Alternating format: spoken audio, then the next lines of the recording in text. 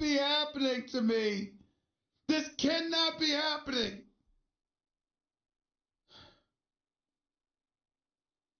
Welcome to the Stephen A. Smith Show, ladies and gentlemen. Coming at you as I love to do every weekday. Over the airways of ESPN Radio, ESPN News. Stephen A. Smith Show is being brought to you by mycomputercareer.edu. Training for a better life. Time for Straight Talk, brought to you by Straight Talk Wireless, best phones, best networks, no contracts. This cannot be happening. As much as I've come to know Jerry Jones, and I like him, as much of a pleasure as it was for me to meet Stephen Jones during Super Bowl week, as much as I genuinely like them as people, and I like some of the players, I'll be damned if I'm going to root for happiness for the Dallas Cowboy fans. And news has just come down that Jason Witten, who played for the Dallas Cowboys all of these years from 2003 to 2017, who retired to become a broadcaster on Monday Night Football for ESPN, that same Jason Witten has decided to come out of retirement and return to the Dallas Cowboys. This cannot be happening to me. This cannot be happening. I like Jason Witten. He was on this show every week. Incredibly nice guy. Damn good analyst.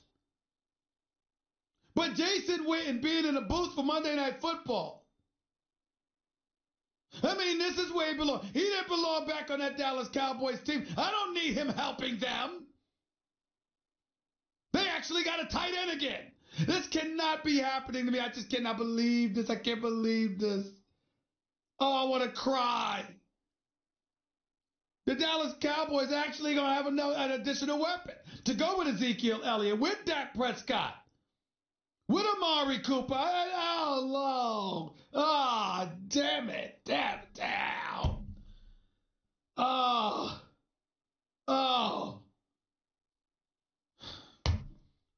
This is not a good move for a Dallas Cowboy fan hater like me. It really, really isn't. Because Jason Witten, that same man, with 1,152 receptions for his career, 12,448 yards for his career, is only going to add to it. He's definitely going to the Hall of Fame. And for some reason, no matter how slow he looked like a damn snail with arthritis, and snails don't get arthritis. Somehow, someway, he was always open. Chad Ochocinco loves to talk. You sit up there and say, "What's up, Chad?" He says, "Always open. I'm still open." No, that's Jason Witten. He's the one that somehow, someway is always open.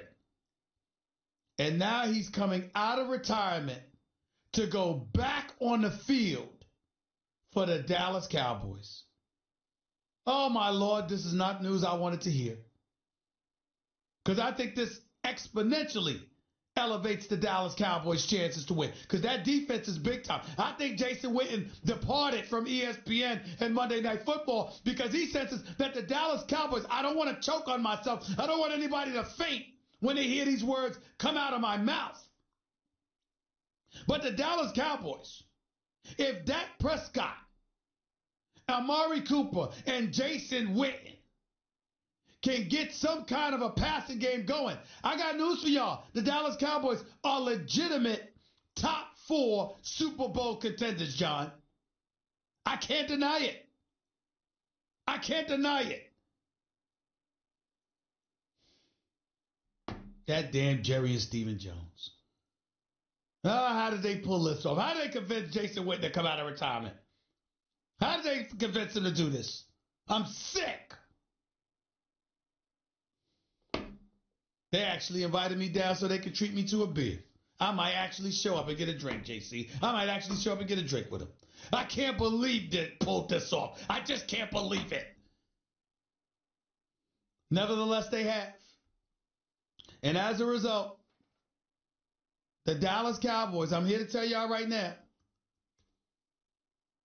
is going to be a top four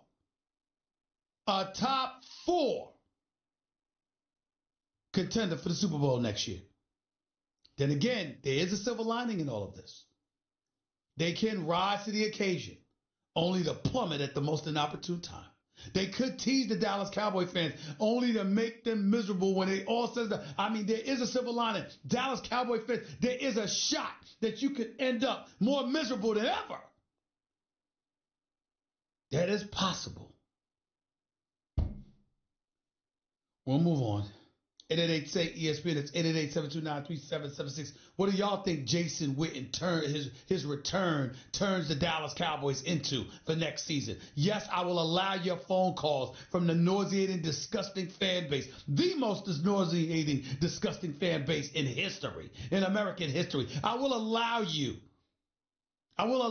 to call into this show and stick out your chest and annoy the living hell out of me like only y'all can. I will allow it. Because Jason Witten's return, I think, means that much to this football team. Let me move on to a different subject, a more pertinent subject. And it involves the New York Giants. And here's why. Two things have happened. Two things have happened that puts the New York Giants, actually three things, John. Three things put the New York Giants at the forefront of our psyche, of our football psyche right now. Number one, Kyler Murray, Oklahoma State, Heisman Trophy winner, showed up at the NFL Scouting Combine, measured in at 5 feet, 10 and 1/8 inches. Now, y'all know what they say. You got to be at least 10 inches. If you ain't at least 10 inches, they lose an abundance of faith in you in the National Football League. We've all heard this before. But Kyler Murray no longer has that excuse. They don't have that excuse, rather, to hold against Kyler Murray. He's measured in at 5 feet, 10 and 1/8 inches. He weighed in at 207. Ideally, they usually like their quarterbacks measuring it at 215 or above. Kyler Murray is at 207. Okay? So he's got some pounds to put on, but that's not really the big deal. Here's the biggest deal. His hand size, which is a big deal. Not just grasping the football, throwing the football, but also holding on to it when you're running and you get hit. Or you're standing in the pocket and you get hit. The bigger your hands, the easier it is for you to hold on to the football. Kyler Murray's hands measured at 5'9". I'm sorry, 9.5. 9.5 inches. So, ladies and gentlemen, in other words, considering all the measurables, he's in a good standing. And as a result, now we get to lean on his talents. We've seen a guy that primarily threw in a pocket. We've seen a guy that can run with the football, the likes of which we haven't seen since Michael Vick. Although Michael Vick was a more violent and different runner, the bottom line is we haven't seen anybody that can run the football like Kyler Murray outside of Michael Vick. You want to throw Deshaun Watson in there? I guess it's debatable. I don't think so. And as a result, the question is, should Kyler Murray be the number one overall pick in the NFL draft? My answer is yes. What does that mean? Josh Rosen, the quarterback drafted out of UCLA, that's with Arizona right now. What do you do with him? You get rid of him. That's what the hell you do. Who should be looking at him? Should it be the New York Giants? Who can grab him and then go out there and draft an offensive lineman, a la what the Indianapolis Colts did? Even though they didn't draft anybody, they drafted Quentin Nelson, but they got Andrew Luck back healthy. What I'm saying to you is this. If you draft an offensive lineman and bring in Josh Rosen as the heir apparent to Eli Manning, that might be good. But there are others out there who say, damn that. Draft Dwayne Haskins out of Ohio State with the number 6 overall pick and go from there. That's what their belief is. Get Haskins out of Ohio State. Now, I know I made a mistake talking about more of a running quarterback. He wasn't. He threw 50 touchdown passes, threw for over 4,000 yards. He flings the football. I get all of that. I watched him against Maryland running the ball 15 times. I watched him scramble out of the pocket against Michigan and just was alluding to his elusivity, but giving the impression that he was more of a thrower or a runner than a thrower was a mistake on my part. I own it. That's that. Haskins is no joke.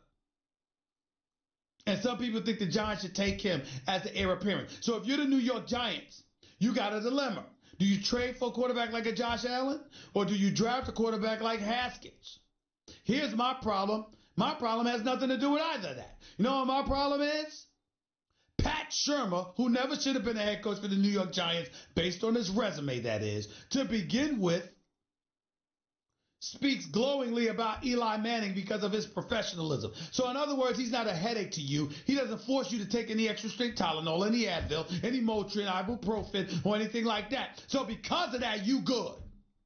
Never mind the fact that he can't move, that he's immobile, that he's pretty much done and can't make the requisite throws on a continuous basis, or that you got a $95 million receiver in Odell Beckham Jr., universally recognized as a top 3 talent at the position in the entire NFL, with DeAndre Hopkins, with an Antonio Brown, with the Julio Jones, with a T.Y. Hilton and others, with a Devontae Adams and others, with a Mike Evans and others. He's still recognized as a top 3 talent at the wide receiver position, and you got Odell Beckham Jr. there, and you just gonna sit up there and act like you got all the time in the world to be tolerant and patient with Eli Manning.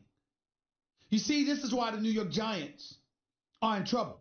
And then when I heard Dave Gettleman talk about how the GM for the Giants sit up there and talk about how, well, you know what? Eli Manning's gotten a bad rap.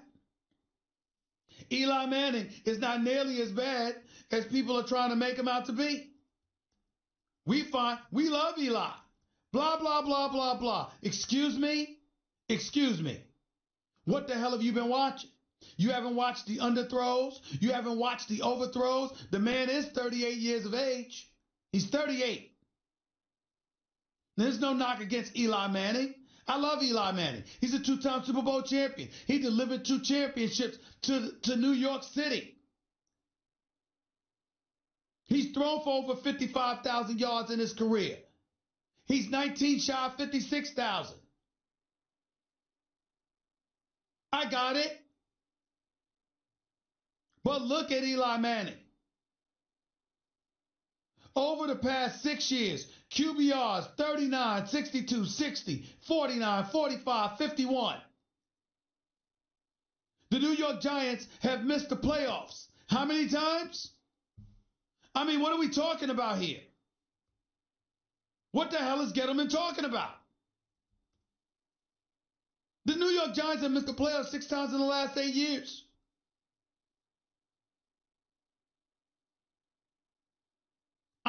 I'm sorry, 6 times in the last 7 years. 8 times in the last 10 years. I mean, what the hell is going on? What are you talking about? Why are you acting like there's no need for change? Because Eli Manning's such a nice guy? Because he's not a headache? Because he's such a professional? Who said anything about that? We appreciate Eli Manning. We appreciate his professionalism. We appreciate the 2 Super Bowl rings. We appreciate him showing up on the road in Green Bay and getting you to a Super Bowl, San Francisco, and getting you to the next round. We see all of this. Eli's had some big wins in his career, no question, no doubt. That's why he's a champion. And that's why we respect him. And that's why he'll be revered in New York for many, many years to come. But the reality is he's not what he used to be. Meanwhile, Saquon Barkley and Odell Beckham Jr. in a sport as violent as football are being asked to wait. Don't rush anything. Give this guy time just because you like him. That's irresponsible. That's not fair to New York Giants fans everywhere. It's not fair to Odell Beckham Jr. It's not fair to Saquon Barkley. What have you done for me lately? That's what this is about. And the reality is that Eli Manning is not the same player anymore. So when you look at it from that perspective, there is simply, absolutely, positively no excuse for Gettleman and Shurmur to have this attitude like everything's all right. It's not okay. It's not all right. Odell Beckham Jr. is not getting any younger. Saquon Barkley just got into the league, but this is a violent, physical sport. You don't take years for granted. If Eli Manning ain't the dude right now, he ain't the dude. See, it's too much nepotism going on. It's too much buddy-buddy stuff. Folks getting hired because you got a good relationship. You can sit down and have drinks together. You like one another. You talk. That should not be the criteria for hiring a head coach in the National Football League. But evidently with Mr. Gettleman, it is. That should not be the criteria for keeping your quarterback in the league. But for Mr. Gettleman, apparently it is. Something's got to give, ladies and gentlemen. Something's got to give. And I'm afraid that when you look at the New York Giants right now, the 2019 season for you is already doomed. They basically told you, excuse me, the New York Giants basically told you yesterday with Gettleman and Shermer at the NFL Scouting Combine, they basically told you yesterday, who are you going to believe, us or your lying eyes? They basically said to you yesterday, you didn't see what you thought you saw with Eli Manning. He wasn't protected by the offensive line. Blah, blah, blah, blah, blah. He's never been protected by them, but suddenly you're going to bring that up. What you basically saw yesterday was them spit in the face of Giants fans and tell them it was raining. That's what they did. Because they don't want to trade Eli. And I guess they can't compel him to sit on the bench. Remember, this dude Laletta was rushing a practice because he knew that he was going to be practicing with the first unit.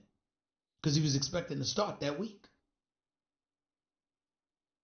So the fact that that was the case showed you what the New York Giants thought about Eli Manning. But suddenly you want to sit up here and sell us on this notion that he is the future.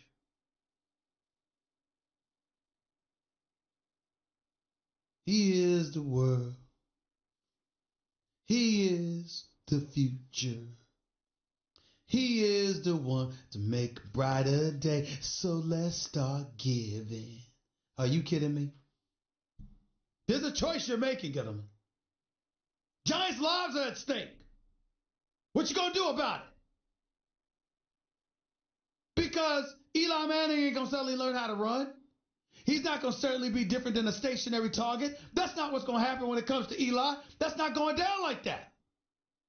It's not happening like that. Somebody better you better get your act together. Time's running out. 888-SAY-ESPN. That's 888-729-3776. You're going to make Odell Beckham Jr. go Antonio Brown on you. Y'all keep this stuff up. New York Giants. Keep this up. He going to go Antonio Brown on y'all.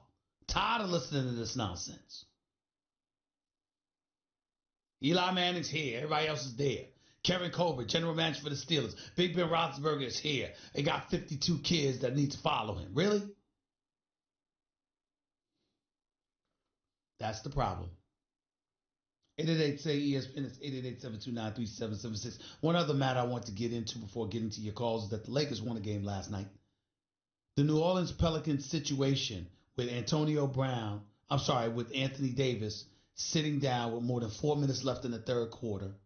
And then after that, sitting down for the rest of the game and never coming back for the fourth quarter in a close, tight fought game is reprehensible. The league has to do something about it. It's embarrassing. Anthony Davis wants to play. He should be allowed to play. He shouldn't be sat down in the fourth quarter. And don't tell me it doesn't drastically shift the competitive balance. Anthony Davis had 22 points in 21 minutes. 22 points, 8 rebounds, 21 minutes. Brother's special. But that's what y'all want to do. This guy got to sit down. Sit down in the fourth quarter of games. because you're going to trade him and you don't want him to get hurt or something like that. It's ridiculous. It really, really is, and it's embarrassing. And the Pelicans should be ashamed of themselves. No wonder you're a laughing-stock organization as we speak, forcing Alvin Gentry and Anthony Davis to live with these conditions. This is reprehensible. Needless to say, that wasn't a problem with the Los Angeles Lakers last night. LeBron showed up with 33, including a beautiful fall-away three near the end of the game, with Patrick Mahomes in attendance, watching and marveling at him. Rajon Rondo showed up in a big way, had 13 assists, looked active all night long. Kuzma and Ingram showed up. So things could be getting very interesting in the Lakers. Lakers have Milwaukee this Friday. Then they got the Clippers Monday. They got the Nuggets Wednesday. They got the Boston Celtics a week from Saturday. Look, the Lakers season could be over come next Saturday. It's going to be really, really interesting to see what happens. I suggest none of you miss it. 888-SAY-ESPN. It's 888-729-3776. That was Straight Talk Wireless. Nationwide coverage on America's largest and most dependable 4G LTE networks. You're listening live to Stephen A. ESPN Radio, ESPN News. We'll get back to your calls and more in a minute. You know what never goes out of style? Surprising a friend or loved one with buy one, get one free multicolored rose bouquets, for $29.99. From back here on the Stephen A. Smith Show, ESPN Radio, ESPN News. Need seats to a game? Download the Vivid Seats app and enter promo code CHAMPS at checkout to get 10% off your first order. Don't buy just any seat. Get a Vivid seat. 888-SAY-ESPN. It's 888-729-3776. You are listening live to the Stephen A. Smith Show, ESPN Radio, ESPN News. Let's. By the way, hour number 2, start of hour number 2, just so y'all know, I will have champions in the studio with me. Oscar De La Hoya, former welterweight, junior middleweight champion of the world, lightweight champion of the world as well. Golden Boy Promotions, promoter extraordinaire. He will be on the show in studio with Daniel Jacobs and Saul Canelo Alvarez. They're unifying the WBA, WBC, IBF belts.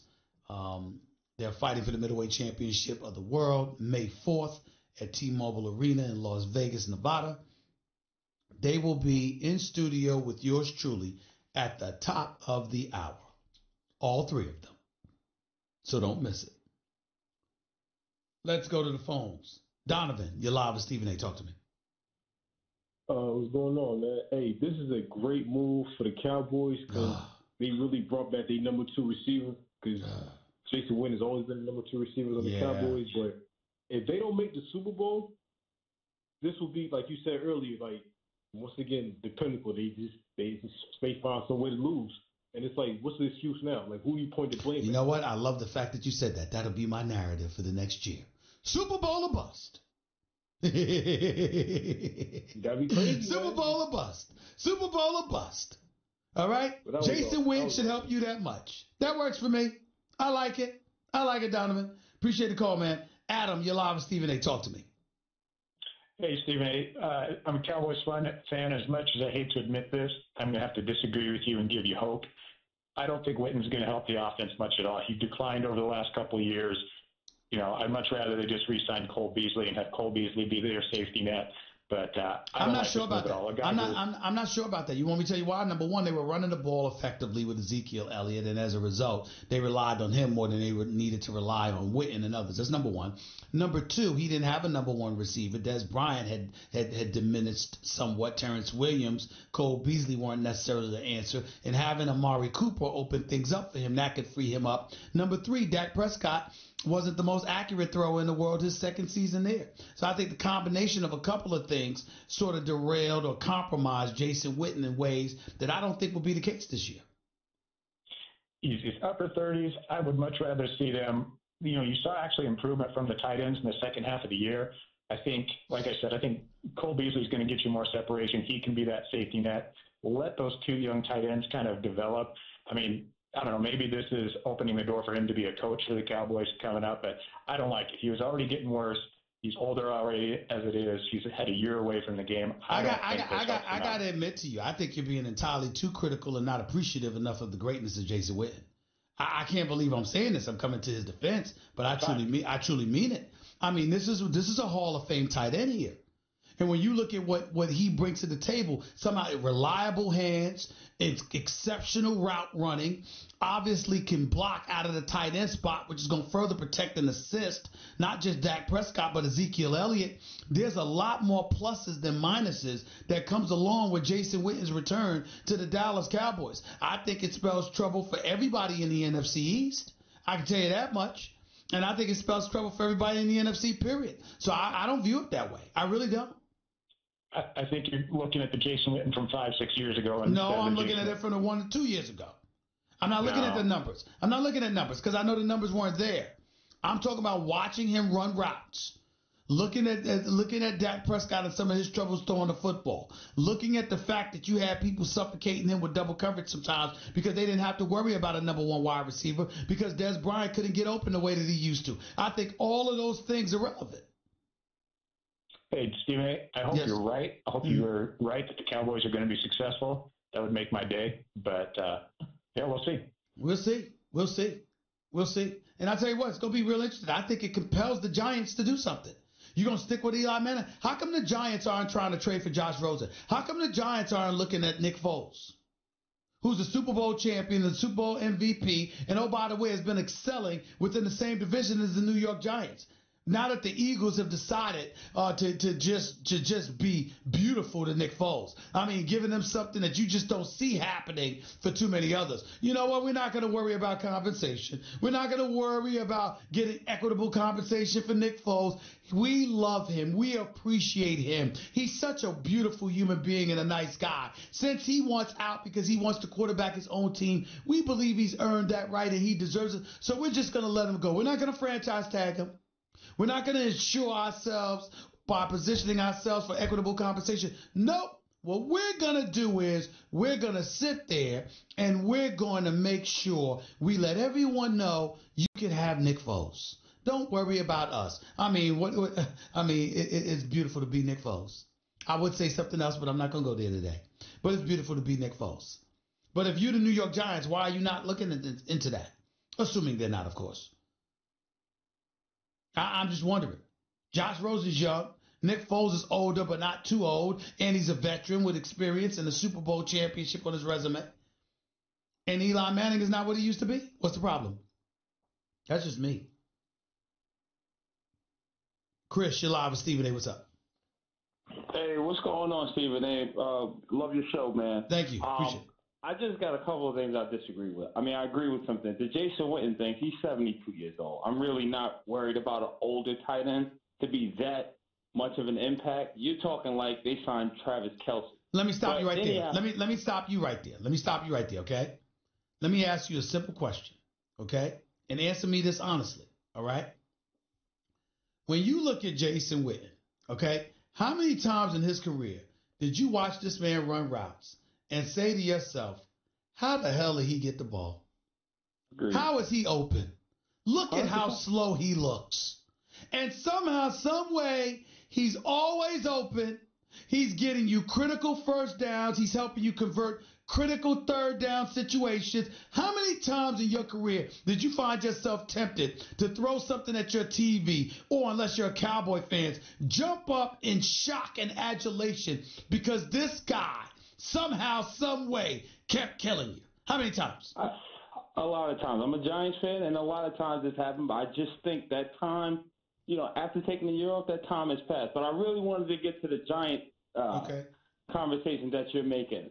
I 100% agree with you with this nepotism crap with Eli Manning and the fans making loud voices about him needing to play and what we owe him. Listen, time is up. It's over. And I don't want Foles. I don't want Rosen. And Rosen, if they wanted him last year, they'd have took him. I'm not going to trade for Rosen. I'm not going to give up assets for Rosen. Why not Teddy Bridgewater? He's cheap. He played under Shermer. We can get him, and then we can still keep our draft pick, and the money is right, and the kid's young. He's 26. This is a young man's game. I like Teddy Bridgewater. Let's go, man. I like that selection. I like that selection. Not only that, first of all, he was a starting quarterback for the first couple of years in the NFL. He was relatively pedestrian, but he didn't make mistakes, which is a big deal with them. Not to mention the fact that he could throw the football. And not only that, over the last year, he's had the opportunity to learn under Drew Brees. I like it. Wouldn't bother me.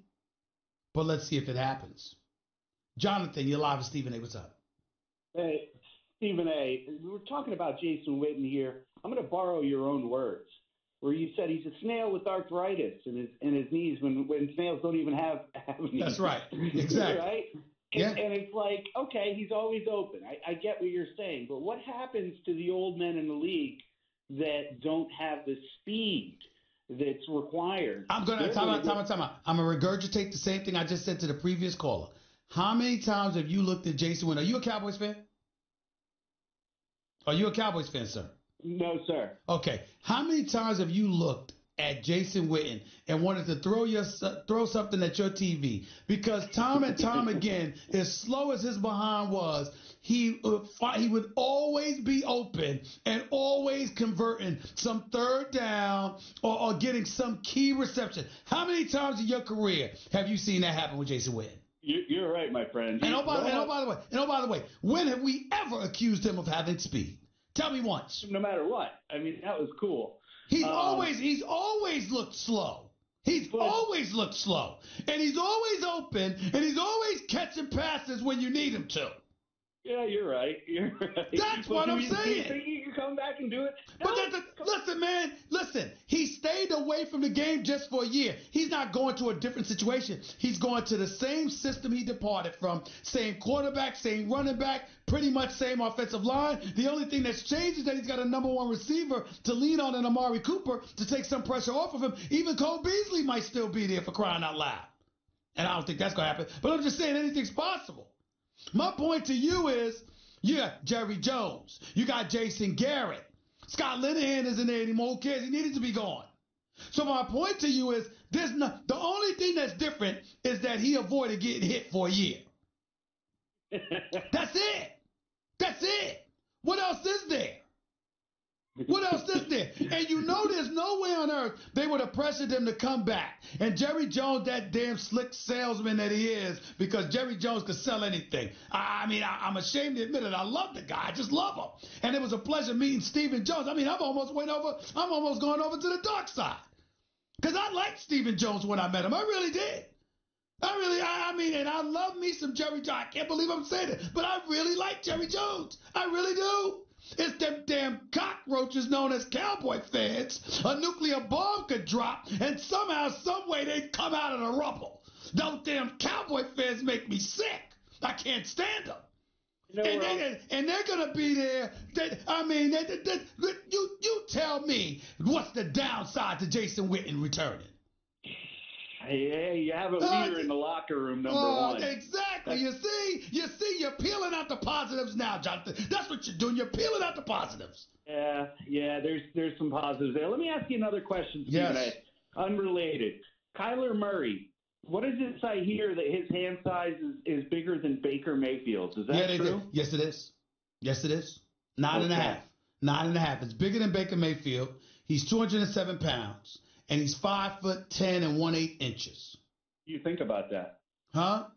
What do you think about his hand size being bigger than Baker's? Once I heard the hand size, because see, if you don't have big hands, you're more likely to fumble the football and all of that stuff. Once I saw the big hand size, knowing that he's a pocket passer, that he threw for over 4,000 yards, 4,300 yards, that he threw for 42 touchdowns and just 7 interceptions, that he completed 69% of his passes, that he was relatively considered a pocket passer, even though he has speed and wheels on him, the likes of which we may not have seen since Michael Vick. My attitude is he's clearly the number one overall pick in the draft now. You got to get rid of Josh Rosen, send him somewhere else, and you got to draft Kyler Murray with the number one overall pick if you're the Arizona Cardinals. It's that simple to me. It's going to happen? I thought they were leaning on Derek Carr. No. The Cardinals? Yeah. No. Why would you do that? Why would you do that? Why would you do that? You go Kyler Murray if you could go Kyler Murray. That's what you do. What the hell has Derek Carr done that makes, other than his one good year? He had one good year where he was an MVP candidate and went down the second to last game of the season. And I like Derek Carr, despite our little spats here and there. He seems like a really good guy. I'm not messing with him. And I'm not saying he's a scrub by any stretch of the imagination, but he's got a lot to prove. And if I'm Arizona, I'm thinking about Kyler Murray being box office. And I'm going for that. Got to run. Appreciate the call. 888-SAY-ESPN. It's 888-729-3776. More to Stephen A. Smith Show before Canelo Alvarez, Oscar De La Hoya, and Daniel Jacob come on and start off hour number 2 in a minute. If you missed my opening segment, go check it out on demand in the Stephen A. Smith Podcast. Brought to you by Capital One. Capital One is reimagining banking, offering accounts with no fees or minimums that can be opened in 5 minutes. Capital One. Hey, what's in your wallet? 888-SAY-ESPN. More to come with Stephen A. ESPN Radio, ESPN News. Gentlemen, you've been sitting around for too long. Whether you want to get to the game, NFL, college, MLB, or concert, look no further than Vivid Seats, the official ticket partner of ESPN. Go to vividseats.com and enter promo code ESPN to get 10% off your order. Geico, 15 minutes could save you 15% or more on car insurance. Visit geico.com.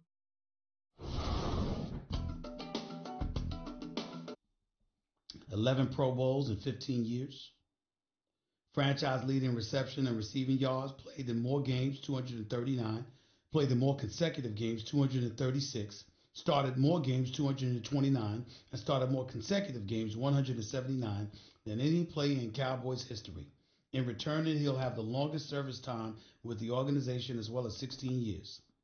Quote, the fire inside of me to compete and play this game is just burning too strong.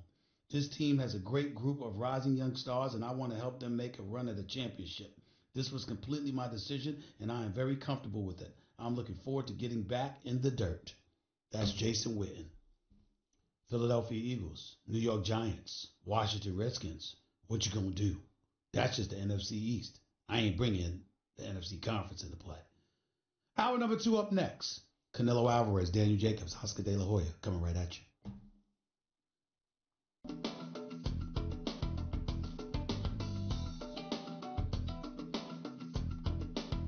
Number 2 of the Stephen A. Smith Show right here on ESPN Radio and ESPN News. The Stephen A. Smith Show is being brought to you by Uber. Uber Rewards is going to make you love Uber even more. Get all the info and terms at uber.com/rewards. I'm in a different kind of studio. This is a special moment for me. I got middleweight champions. I got this man right here, Saul Canelo Alvarez. I got Daniel Jacobs here. And, of course, the great promoter himself, former great world champion, Oscar De La Hoya in the house. May 4th. T-Mobile Arena, middleweight championship. Why this fight, Oscar? Unification. When you have a unified championship fight, you're putting all the belts on the line. Canelo, Jacobs, you're going to get a great fight. No doubt about it. With the Miracle Man, what he's been through, what he's gone through in life, the strength that he has, obviously his technique and his abilities are amazing. And what can you say about Canelo? Canelo's he's a world champion, the best there is now, pound for pound. So the two guys are going to go at it May 4th, all the belts. You don't want to miss it. I'm going to get to you in just a second. I got to get to you in a second. But before I do that, let me get to you. You just heard Oscar say this man is the best in the world, pound for pound, number 1 right now. Number 1, do you feel that way? And number 2, if he is number 1, where do you feel you're ranked? Well, I can't really, and nor do I get into gauging myself into the rankings. That's for the fans' perspective. But for Canelo Alvarez, he is definitely, in my opinion, one of the best, if not the best, in the division and in all of boxing. So for my thing is, though, I've always wanted to be the best. And in order to do so, you have to beat the best. So this is why this fight is so big, because we're both the 2 best middleweights in the division. And for us to go at it with our styles that complements each other, you know you're going to get action. How would you beat him? Because I watched Canelo Alvarez. I'm getting ready to get into that. I watched this man, and listen, I watched the man fought. Triple G was a monster. You lost the decision to Triple G, but you fought a very valiant fight. He goes against Triple G the first go-round, okay? That ends up in a draw. Triple G is chirping, saying, where was the Mexican-style fighter? This guy goes a rematch against Triple G and walks right to him. Right to him. I couldn't believe it. I'm saying, doesn't that make you a little bit fearful of going against this man? Fearful, absolutely not. Okay. Never fearful of any man. I mean, this is a sport. We're going in there. We're both talented guys. But he has his possession of skill, right? No doubt about it. And the most thing is the experience that he has. So I have to take that in consideration. But the respect that I give is making sure that there's no stone unturned in training camp. The respect that I give is making sure that I prepare 100% so that I could be ready come fight night. So, Canelo Alvarez, I think right now you're unquestionably #1 in the world. I mean, your box office, everywhere you go, we can't get enough of seeing you. How much did the matches against Triple G help you, in your eyes, to get to this point? No, creo que esas y todas las peleas que he tenido me han ayudado para ser el peleador que soy hoy, un peleador completo, con experiencia, con confianza arriba del cuadrilátero, pero sin duda las peleas con Golovkin me ayudaron muchísimo también para tener más confianza arriba del cuadrilátero, pero soy un peleador que le gusta aprender pelea con pelea. Go ahead and interpret, Oscar De La Hoya. Every fight has given him the experience, but the Golovkin's fights obviously gave him that much more experience. But he's a fighter that loves to learn. He's a fighter that's growing and loves to learn. You know, it's interesting. And by the way, Oscar De La Hoya was interpreting for me. We don't have an official interpreter here. I got Oscar De La Hoya. It doesn't get much better than that. But Canelo, let me stay with you. But you know what? I know how. If I was fighting Canelo, I know how to beat him. How would you beat him? Taking up a bat. Okay, I like that. Surprisingly, my right hand is called bat. So that's right. We never know. You know, listen, and I'm coming back to you in a second. I'm coming back to you in a second. For you, for a while, we looked at you welterweight division. And then, obviously, you go to junior middleweight division. Now, you bring your knockout power with you. I think that surprised some people. It really, really shocked me in the rematch against Triple G how you walked towards him. Was it because of his mouth, or was it because of the fact that you wanted to prove to everybody, excuse me, I can be a slugger, I can walk right to you and take your punches, and we know I can give it? What was your agenda going into that rematch against Triple G? Todo lo que rodeaba la pelea, pues obviamente me hizo todavía hacer ese tipo de pelea, ¿no? Pero desde la primera pelea, después de la pelea sabíamos que se iba a hacer la revancha. Entonces Eddie y yo propusimos o dijimos que a él se le tenía que pelear hacia adelante, ¿no? Hacia adelante y era como más se le dificultaba y hicimos esa estrategia la pensamos después de que hicimos la primera pelea. Yeah, everything surrounding the fight made him fight that way, but more so was his trainer, Eddie Reynoso, who comes up with a game plan. He said that in order to beat Triple G, you have to push him back. And that's exactly what they did. What about you? When you fought Triple G, A, was that your strategy? And B, do you think you can employ a similar strategy against this man? Well, here's the thing. We both have experience with Golovkin's fight, but we're two totally different fighters. Explain how. We're both boxer punchers, and we both possess different attributes. Okay. And with the Golovkin fight, he has his own style. So you can't expect for Canelo to have the same success. I'm a different style. You know, I can switch southpaw. I can go side to side. Golovkin just comes forward. So in preparing for that, you have to be ready for everything that I bring to the table. And I'm going to use a Jay-Z quote that I love. So this is the mentality that I have going into the fight. If you want to bang, we could bang. If you want to brawl, we could brawl. Whatever you want to do, it's all right. I can respect that. Yes. Here's my concern, Daniel Jacobs. Yes. Now, as a welterweight, you know, Amir Khan, Glassjaw, it is what it is, okay? Plus, he is the welterweight division. The man knocked out a dude by the name of James Kirkland who had that same kind of attitude, even though I predicted that he was going to get knocked out. We haven't found, there's an APB out for James Kirkland. I don't even know what the hell he is. We haven't seen him since Canelo put him to sleep. Okay, that was just an ugly, ugly knockout. Now, do you as a middleweight look at those guys and say, they're not me, they're smaller, they can't take a punch, they can't give it the way that I give it? Or is there something inside of you that sees those kind of things and say, I need to be concerned about going up in the ring against somebody like this? You always have to be aware. You always have to be concerned. You have to have the precautious mindset when you're stepping into a ring with a great contender such as champion. So with my mentality going inside the ring, I just want to make sure that I'm at my best. I'm using my best attributes, whether that's my range, because to me, that's my best attribute that I have over him is my height, my body, my physique. I'm actually a naturally bigger fighter. And all those guys that he fought that he knocked out were smaller than me, shorter than me. So it posed a different threat when you're actually in there with a bigger guy. And come fight night, I think when he looks across the ring and he sees the sheer size, matching the talent, matching the speed, it's going to be a long night. Oscar De La Hoya, Daniel Jacobs, Canelo Alvarez, right here with Stephen A., ESPN Radio, ESPN News. Oscar, how important is this fight to boxing? It's just as important as watching a heavyweight unification fight, like back in the old days, for instance, when Mike Tyson was fighting, when Muhammad Ali was fighting. This fight here, the middleweight division, is the division. The best is going up against the best. There's no doubt about it. When people talk about boxing, they go back to Sugar Ray Robinson, who was the middleweight champion of the world.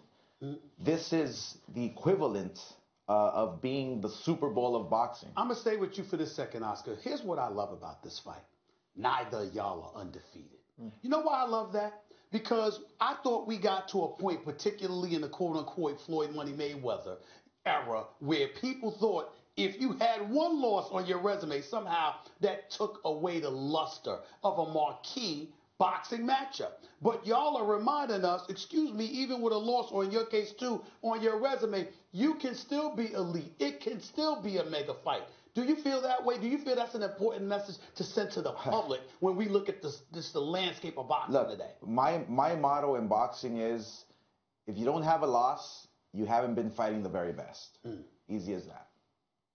Plain and simple. I like that. I like that. And I know where you're going with that, but I'm not going to take it there. Oscar De La Hoya, Canelo Alvarez, Daniel Jacobs right here with Stephen A., ESPN Radio, ESPN News. So you go up against Daniel Jacobs. Talk to me about what you know about this fighter and what concerns you about going up against him. No, obviamente sé todo, ¿no? Sé el peleador que es, sé la calidad que tiene como peleador, sé que lo he visto pelear, es un peleador que se maneja muy bien arriba del cuadrilátero, maneja las dos guardias, un peleador fuerte.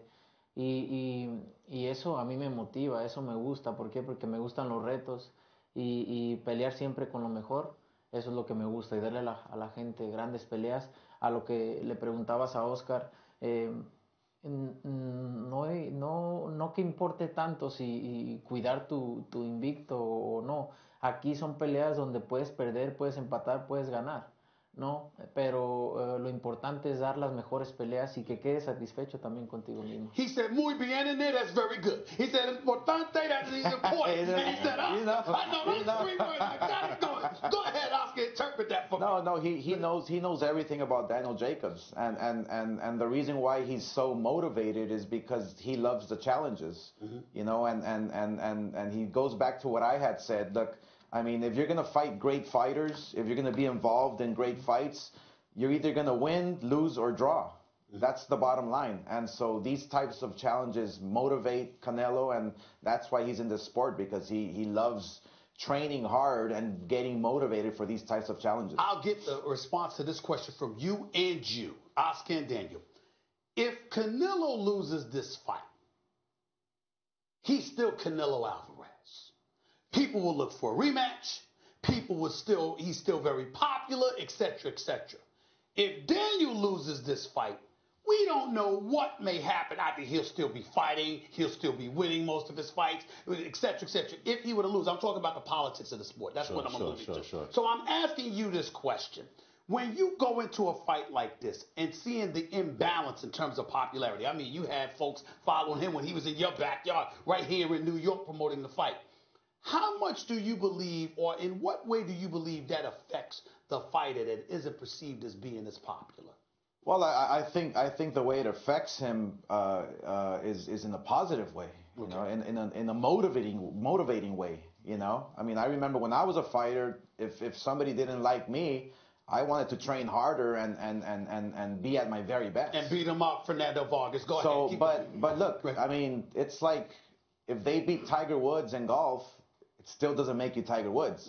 Tiger Woods is still Tiger Woods, you know. So you ask me if, let's say, something happened and Canelo lost, right? Because Jake was, you know, was the better man that night. Well, he's still Canelo Alvarez, right? You know, he's still that Tiger Woods. But what about him? And Daniel Jacobs becomes a superstar because of Canelo Alvarez. Right. But now you have a great rivalry. That's right. Speak on that. I think it's absolutely true. And the politics of boxing is out of my control. I just do my job, and the fact that I'm in this position really, really motivates me because being the superstar that he is, going inside that, I think being successful, no controversy, and being decisive with my victory, I think I can snatch all of that's on that side. You weren't the popular fighter against Triple G. Right. I remember you feeling like you won that fight. Right. You didn't get the judges. Okay? Does that add pressure to you in terms of going into this fight knowing his popularity is similar to what Triple G's popularity, at least to some degree, was at that particular moment in time? Does that alter your game plan in any way? Does that affect you? Absolutely not. Triple G is a completely different fighter, so with Canelo, I just feel more confident, even though I was extremely confident with Triple G. It's just a different level. And now that I've experienced and gained that experience with Triple G, I just feel like I'm at my peak now. I'm at my very best, and that there's no stopping me, especially a motivated Daniel Jacobs inside the ring. Do you feel you're the best in the world, Canelo?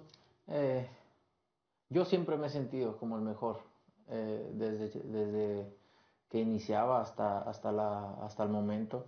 Pero no me gusta ponerme en un lugar ni me interesa mucho si dicen soy el tercero, el segundo, el primero, libra por libra. Realmente no me preocupo por eso, me preocupo por entrenar, por hacer mi trabajo y dar las mejores peleas. He's always felt that he's the very best, but it doesn't really concern him or worry him or he doesn't like categorizing himself being number 3, number 2, number 1, pound for pound. He likes doing his job. He loves what he does, and he loves, giving great fights. Now, you're hanging out with this guy. Let me tell you something about this guy. This guy's a champion, but he's also an elite businessman, okay? And you seem to have a very business-like approach. Like, I'm just going to go in there, do my job, take people out, and that's it. Is there somebody in the sport, because you seem to really want Triple G that rematch, is there somebody that you really, really want where you look at Daniel Jacobs, you respect him, you know he's somebody that you can't take for granted, but at the same time, there's somebody that you're itching to get into the ring with. Your hair stands up on your skin because you just want him that bad. For him, it was a Vargas, if I remember correctly, because he was talking so much smack about you. Does that guy exist for you? No, creo que no. Creo que la única rivalidad grande que he tenido o por lo que se habló y todo es con Golovkin, pero pues obviamente siempre que te subes al cuadrilátero te subes con la misma motivación y las mismas ganas, ¿no? Pero siempre cuando hay una rivalidad así, pues es todavía extra, pero no, realmente no he tenido la oportunidad de tener una rivalidad como la que tuvo Oscar con Fernando Vargas. You heard it from the man. That's right. No? No. Before I let you guys get out of here, prediction, is this fight going the distance? I don't think so. Is this fight going the distance? I don't think so. Is this fight going the distance? I don't think so. So in other words, y'all sitting across from one another, fully intent on putting the other to sleep, telling us they ain't going to go 12 rounds. And that's what you're banking on. I know a little bit about some boxing. A little bit. He does, y'all. Oscar De La Hoya, Daniel Jacobs, Saul Canelo Alvarez, surrounded by champions. I feel privileged. Back with more of the Stephen A. Smith Show in a minute.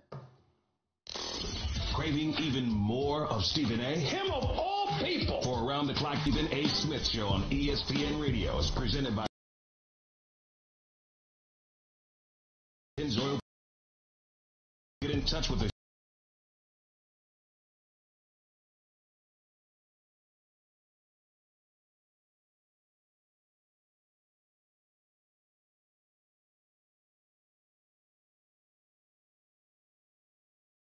Stephen A. Smith Show, ESPN Radio, ESPN News. Hope y'all enjoyed that conversation with Oscar De La Hoya, Daniel Jacobs, and Saul Canelo Alvarez, fighting May 4th, T-Mobile Arena, Vegas.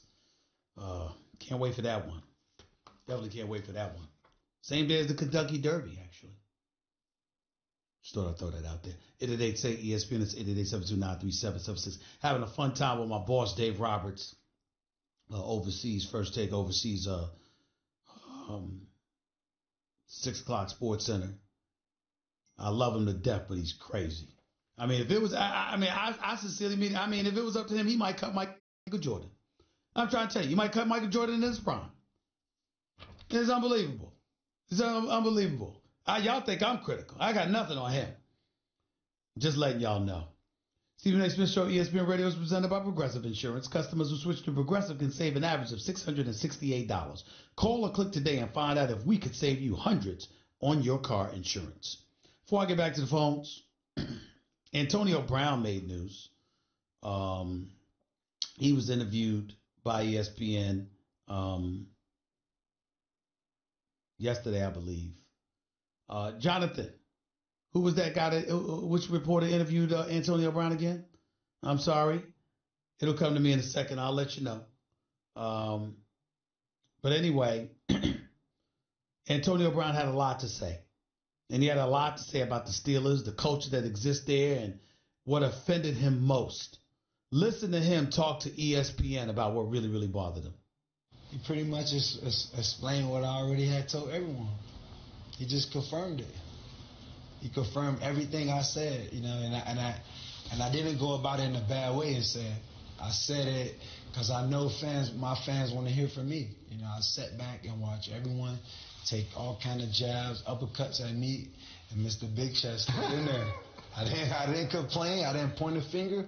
Obviously, I know there's some cultural issues and some, you know what I mean, issues that was already at hand that, you know, I already knew, but I couldn't really say that because out of respect for the organization and for the members I work with, I didn't want to put them in an uncomfortable position. Mm-hmm. He tried to clarify. Of course he tried to clarify because he know he stated the truth and he going to backpedal on his words. But what ideally grown man is call another grown man a kid? 52 kids, like you don't have no respect for these guys. Like, these the guys that go to work for you. And that's what I'm telling you guys, that's my issue. You know what I'm saying? It's all about respect. Things not getting better, they're not changing. You know what I mean? He just stated it. It's 52 kids and it's this guy. So it's like, bro, it's one team. Like, obviously this guy's here, but even if the team's here, when we together, we all here. So that's what it is, man. Just understanding truths.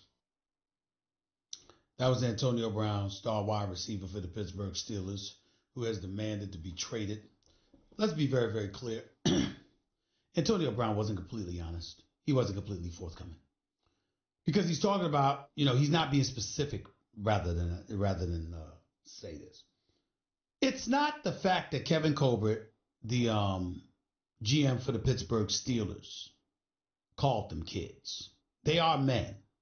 But that's not what this is about. And by the way, that was Jeff Darlington, I believe it was, John. Jeff Darlington for ESPN that interviewed Antonio Brown. Good job on his part. It wasn't about Kevin Colbert calling guys kids.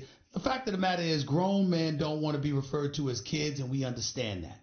I know that. I remember when, you know, Draymond Green and his mother was in the news, and I said something along the line, she's going to protect anybody who talks about her child, and all Draymond Green could focus on was the fact that I said child. And I said, I didn't say child. I said her child. You're her child. He's like, I'm a grown man. So I understand it.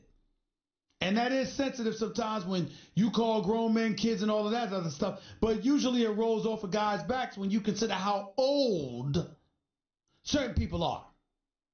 You're Kevin Colbert and you're middle-aged and you're in your 50s or 60s, and I don't know how old he is. And you're talking about 20-year-olds, you're going to refer to them as kids. That's what people do sometimes. And that's just the way that it goes. It really, really is. And if you had a problem with the kids and all of that other stuff, that you would just say to him, yeah, I'm a grown man, and that would be that. That's not what's going on here. Let me tell you what's going on. It's not about the word kids. It's about the number 52. There are 53 men on our roster. And when you call 52 dudes kids, who's the one dude you're referring to as a grown man? Big Ben Roethlisberger. And that is what Antonio Brown has a problem with.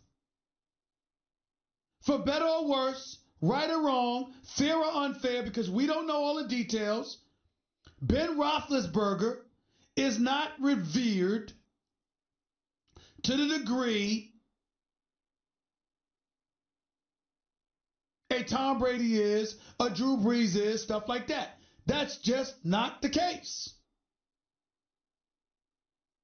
That's just not the case. Ben Roethlisberger's skills are respected. He's a two-time Super Bowl champion and appeared in 3 Super Bowls. But in terms of his leadership ability, there are guys that question him. And they question the manner in which the Pittsburgh Steelers are believed to let him get away with stuff. And that includes Coach Mike Tomlin. I'm not saying it's right. I don't know. But I'm telling you what they're saying. What they're saying to their contemporaries within the NFL community is that Big Ben Roethlisberger ain't the leader he's supposed to be. He's held to a different standard and allowed to get away with far too much compared to them. And they don't like it. That's what I'm hearing. I'm telling you what I'm hearing.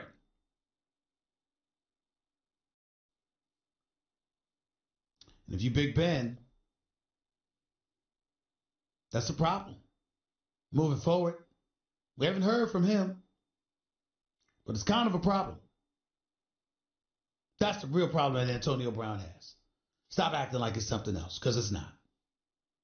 888-SAY-ESPN. It's 888-729-3776. Derek, you're live with Stephen A. Talk to me. I got hey Stephen A. But I'm so a fan of your show, and I honor your being my mentor of sports. Thank you, sir. Go ahead. I'm all right. Go ahead, buddy. I want to talk to you about Antonio Brown. What I get. Can he join the New England Patriots with Tom Brady? Because I think Tom Brady and Antonio Brown can click towards the next season of the Tom Brady and Antonio Brown. Yeah, because Antonio Brown's not going to the New England Patriots. The Steelers will not trade him to them. I understand that, but is there a slight chance that might happen? Sir, you just said you understand it. I just told you that's not going to happen, and you said you understand. It's not going to happen. They're not going to trade him. They're not trading him to the New England Patriots. They're probably not going to trade him within the AFC conference. They've stated that.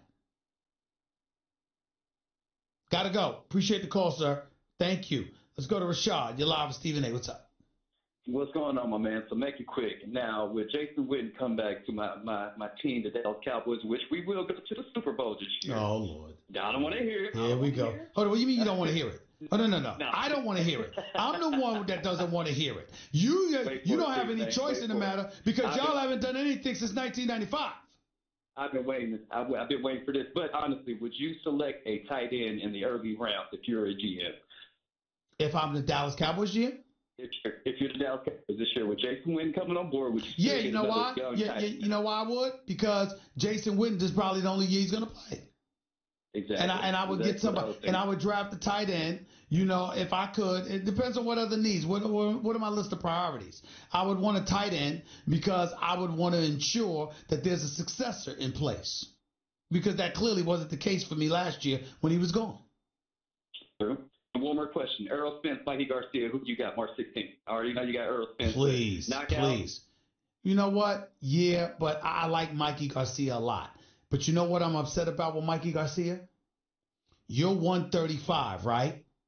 Mm-hmm. You're a lightweight. Why are you moving up to fight Errol Spence Jr. when Vitaly Lomachenko is recognized as arguably the best pound-for-pound fighter in the world?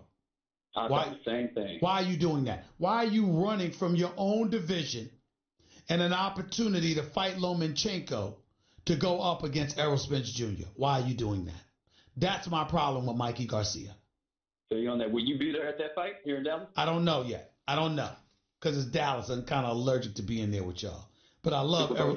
But I love Errol Spence Jr. I love Errol Spence Jr. And I think, listen, I don't want Mikey Garcia to get knocked out because I like him a lot. And he's a great fighter, undefeated, really skilled and special.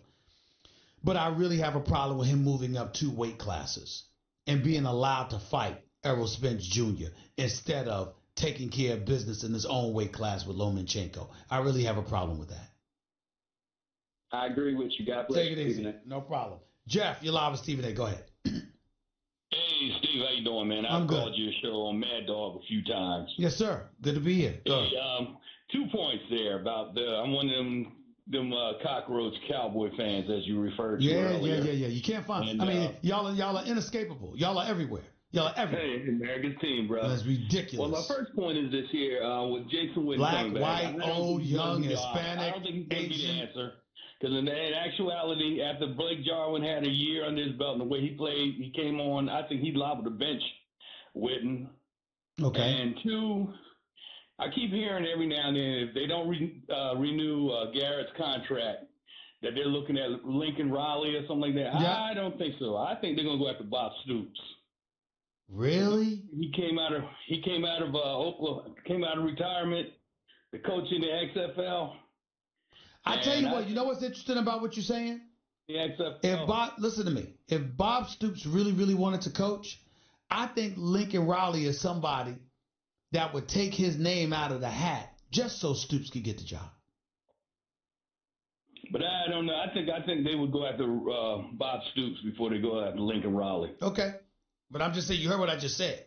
I think he'd take his name out of the hat to stay at Oklahoma, and Stoops could get the Dallas Cowboy jobs, and everybody would be happy. It wouldn't surprise me at all if Lincoln Riley did that. It just wouldn't. Yep. Appreciate the call, man. Thank you so much. Tyson, you're live with Stephen A. Talk to me.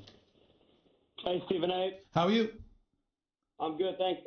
I know it's a few days out, but I was wondering what your thoughts are on John Jones, Anthony Smith. I know they just John Jones is my favorite.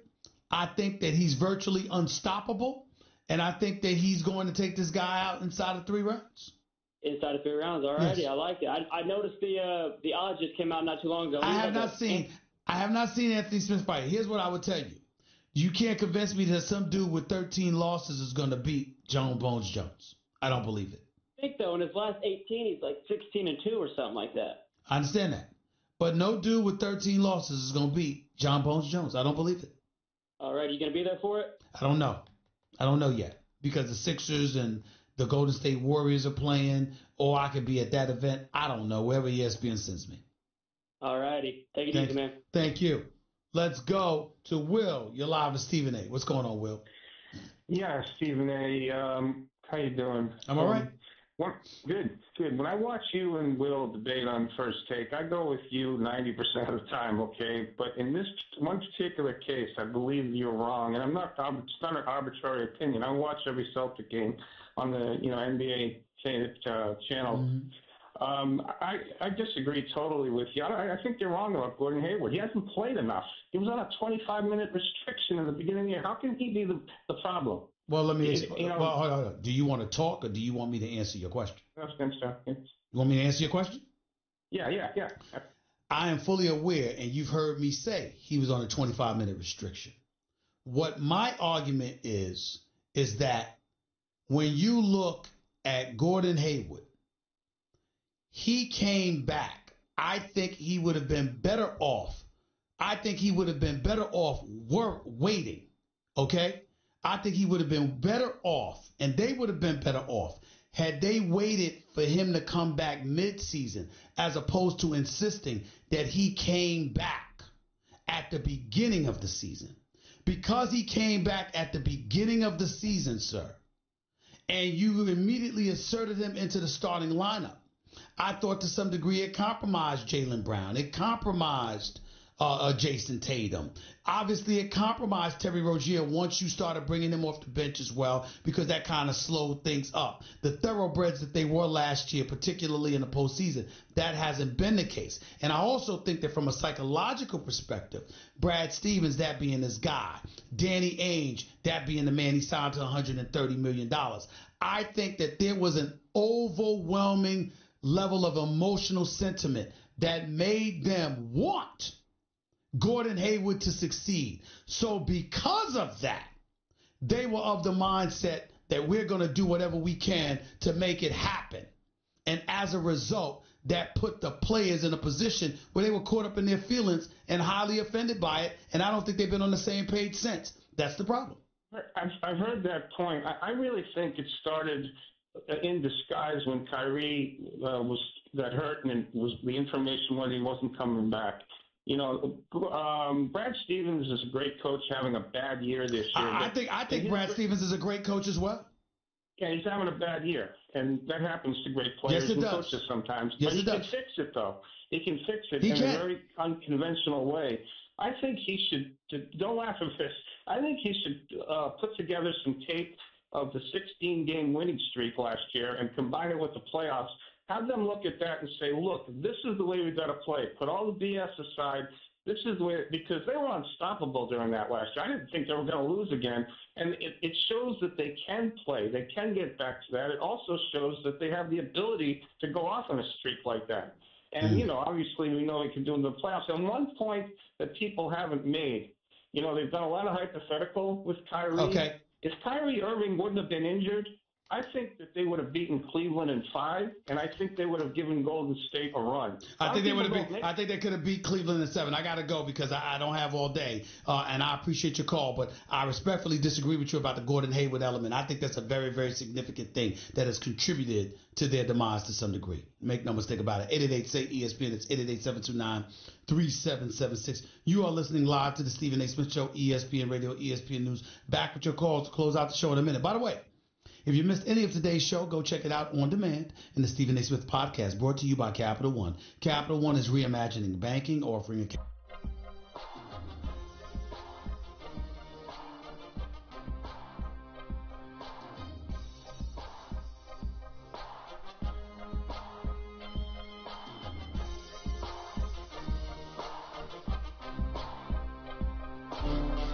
The Stephen A. Smith.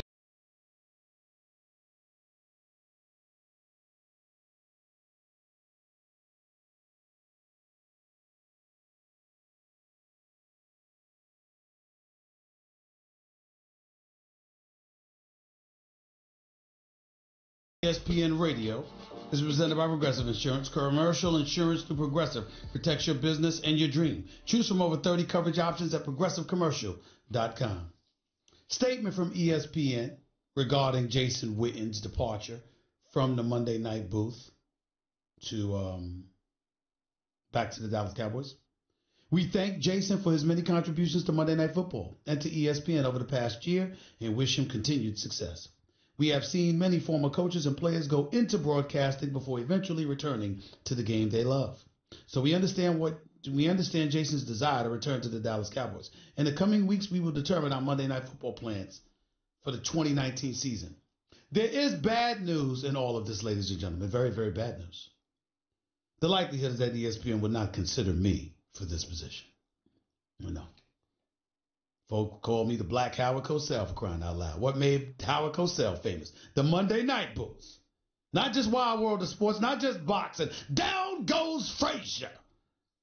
But also Monday Night Football. Brought to you by Merrill Lynch. A breed apart. Remember when he used to do that with halftime highlights? Howard Cosell. I always wanted to do Monday Night Football. It'll never happen, though, ladies and gentlemen. That's the bad news. It's the bad news. You know, this network would drop dead before putting me on Monday Night Football. But one can dream. It was always a dream of mine. That in 60 minutes. Anyway, let's move on. Let's go to Rick real quick. You're live with Stephen A. Real quick, Rick. Go ahead. Yes, sir. How are you, Mr. Smith? I'm all right, sir. Go ahead. Hey, got a question for you concerning AD and the Pelicans. Stephen Go ahead, A. sir. I just need you to hurry up. Go ahead. All righty. The folks you've mentioned on Philly, Giants, and the Knicks, they don't look out for the organization. They look out for nepotism and this and that. What's the difference between what the Pelicans are doing with AD and all this other? Pelicans are looking out for I don't understand your exact question, but I will tell you this. I don't like what the Pelicans are doing. I think it's a travesty. And I think the NBA rather needs to intervene and do something about it. You can't have a superstar like this. When you charging the paying customer to walk through the turnstiles, you're going to sit this man down with 4 minutes left in the third quarter. In a tight game, knowing that he could dictate the outcome. That's just tanking right before our very eyes. It's travesty. Absolute travesty. He wants to be traded. They're protecting their interests, right? Yeah, you know, you can say that, but the bottom line is he's on the court for you. And if he's on the court for you, let him play. Let him play. Or send him home. Let him play or send him home. Period. All right. Thank you, sir. Thank you. Let's go to Danny real quick. You're live with Stephen A. Real quick, Danny, go. Hey, Stephen A., I'm a long-time watcher, and my question to you is this. I grew up in the 60s and watching the old school NFL with the Kansas City Chiefs and Lenny Dawson. My question to you is which organization is in most disarray? Pittsburgh with Tomlin in the hot seat and Bell and Brown leaving, or the Dallas Cowboys already looking for a coach and Witten have to come out of retirement? I got to tell you right now, at this particular moment in time, the Steelers are in more disarray than the Dallas Cowboys. The Steelers missed the playoffs. The Dallas Cowboys made the playoffs. The Cowboys don't have anybody clamoring to leave their organization. Antonio Brown, arguably the best wide receiver in football, wants to leave the Pittsburgh Steelers. I would have to tell you that I think when we talk about disarray, even though Tomlin is much better than Jason Garrett and has proven it, much more accomplished than Jason Garrett. The record proves it. You actually have people who contemplated whether or not he should be gone. But Jason Garrett, the only reason we're talking about him being gone is because Jerry Jones finally decided not to give him a damn extension. So don't get me started with the Cowboys. They're actually in a better situation now than the Pittsburgh Steelers. That's how pathetic life is right now. Talk to y'all in 22 hours.